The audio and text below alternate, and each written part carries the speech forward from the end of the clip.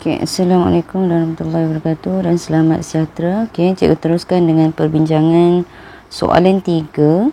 Okay, praktis sumatif 11 bab daya dan gerakan bagi subjek sains KSSM tingkatan 4. Okay, so kita teruskan kepada soalan. Okay, darjah 2 ialah graf yang menunjukkan gerakan sebuah kereta. Okay, berdasarkan graf di atas, apakah yang mewakili pecutan dalam graf di atas? Okay, B, berapakah pecutan kereta tersebut dari masa 0 hingga 5 saat? Dan C, tentukan jumlah sesaran yang dilalui oleh kereta tersebut. Okay, macam biasa, yang pertama yang perlu kita buat adalah menandakan, okay, dengan lebih jelas kata kunci bagi soalan. Okay, yang pertama, kita perhatikan graf yang diberi adalah graf halaju masa. Okey. Graf halaju masa. Okey, graf halaju masa. Okey. Kemudian soalan, apakah yang mewakili pecutan dalam graf di atas? Okey, pecutan dalam graf di atas. Okey, yang kedua B, pecutan kereta tersebut. Okay, dari masa 0 hingga 5 saat. Okay, dan C, tentukan jumlah sesaran yang dilalui oleh kereta tersebut. Okay, jumlah sesaran. Okay, perkara pertama yang perlu kita ketahui apabila kita mendapat soalan yang melibatkan graf halaju masa adalah, okay, graf halaju masa boleh memberi maklumat yang pertama. Okay, yang pertama, maklumat yang boleh diberikan oleh graf halaju masa adalah satu, pecutan. Okey, yang kedua, graf halaju masa juga boleh memberi maklumat kepada kita tentang sesaran. Okey, ataupun di manakah kedudukan objek pada masa tertentu. So, para pelajar perlu faham dan perlu ingat graf halaju masa dapat memberikan dua maklumat ini. Okey. So, mana nak cari pecutan? Okey, bagaimanakah kita nak menentukan pecutan daripada graf halaju masa? Okey. So, pecutan bagi graf halaju masa adalah bersamaan dengan nilai kecerunan. Okey, nilai kecerunan. Nilai kecerunan.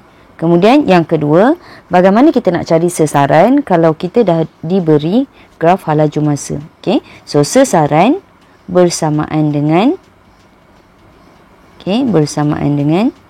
luas di bawah graf. Okey. Okey, apa dia luas di bawah graf? Okey. Luas di bawah graf ini adalah bergantung kepada bentuk, okey, bentuk graf yang diberikan. Okey, contohnya, okey, pada masa 0 hingga 5 saat, okey, 0 hingga 5 saat. So bentuk graf dia adalah bentuk segitiga. Okey, maka untuk menentukan sesaran objek ini pada masa 0 hingga 5 saat, kita kena cari luas segitiga. Okey, luas segitiga. Okey, katakan kita diminta mencari sesaran objek pada masa 20 hingga 30.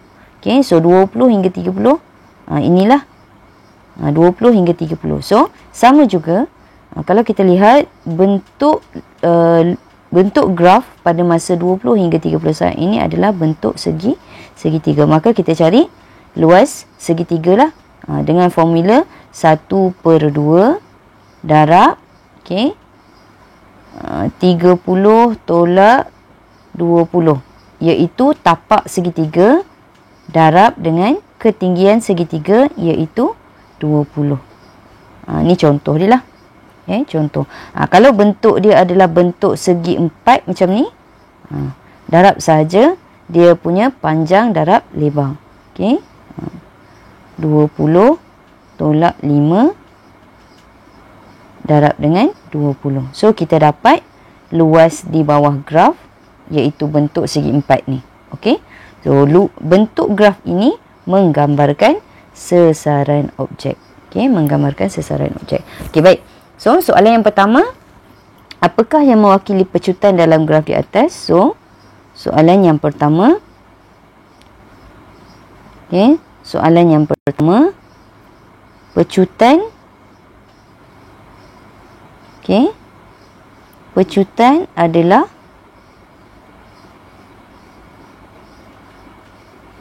kecerunan. Okey, kecerunan.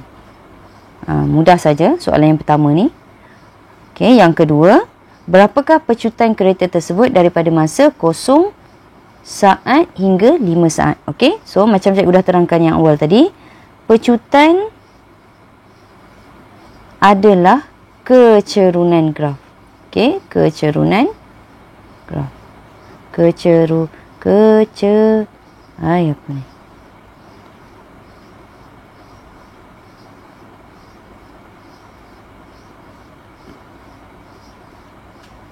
Pecutan adalah kecerunan graf. Okey, kecerunan graf. Okey, maka kita keluarkan bahagian graf tersebut.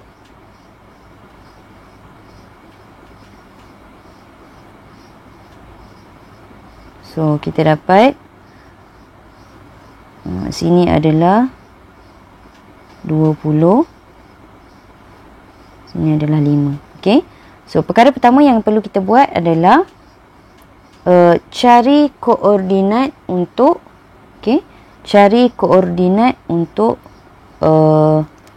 dua poin kecerunan ni. Okey. So, katakan sini. Okey. Point A, yang ni point B. Okey. So, point B dia ada X2, Y2. Point A kita ada X1, Y1. Okey. So, tentukan dia punya nilai pada kecerunan. So, nilai B kita dapat 5. Okey, yang ni 5 dan juga 20. Okey, manakala point A kita dapat 0. Okey. Kemudian dengan menggunakan rumus kecerunan, iaitu Y2 tolak Y1 bahagi X2 tolak X1. Okey.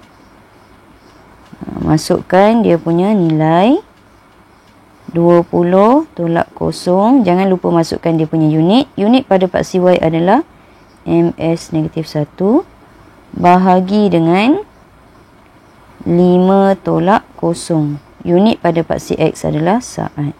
Okey, so kita dapat 20 bahagi 5 bersamaan dengan 4 -2. Okey, so inilah dia punya kecerunan. Okey.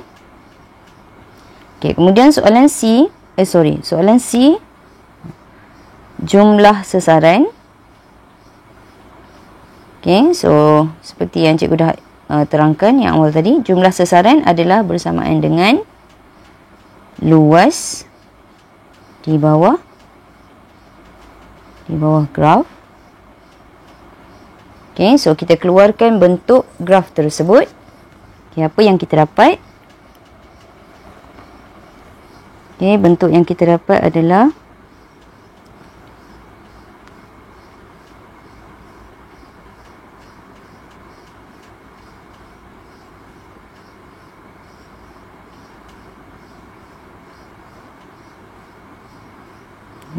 so kita dapat bentuk trapezium. Di mana ketinggian dia adalah 20. Kemudian sisi yang bawah ni. So kita dapat bentuk trapezium. Di mana sisi yang bawah ni bersamaan dengan 30 saat, yang atas Yang atas adalah ni 25, maka kat sini adalah 15. Okey. So, sesaran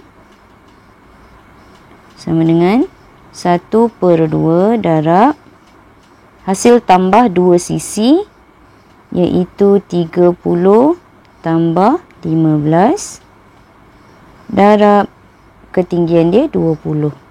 Okey. 1/10. So, kita dapat 450 meter. Okey. So, inilah sesaran objek. Okey. So, mesti ingatlah dua perkara tentang graf hal laju masa, iaitu yang pertama, kecerunan mewakili pecutan, manakala sesaran diwakili oleh luas di bawah graf. Okey. So, ingat yang ni, dua benda ataupun dua perkara ini amat penting untuk difahami, untuk diingatkan tentang graf hal laju masa. Okey, setakat itu dulu penerangan cikgu. Semoga apa yang cikgu terangkan ini mudah difahami dan bermanfaat untuk kamu. Okey, Assalamualaikum dan selamat sejahtera. Jumpa lagi.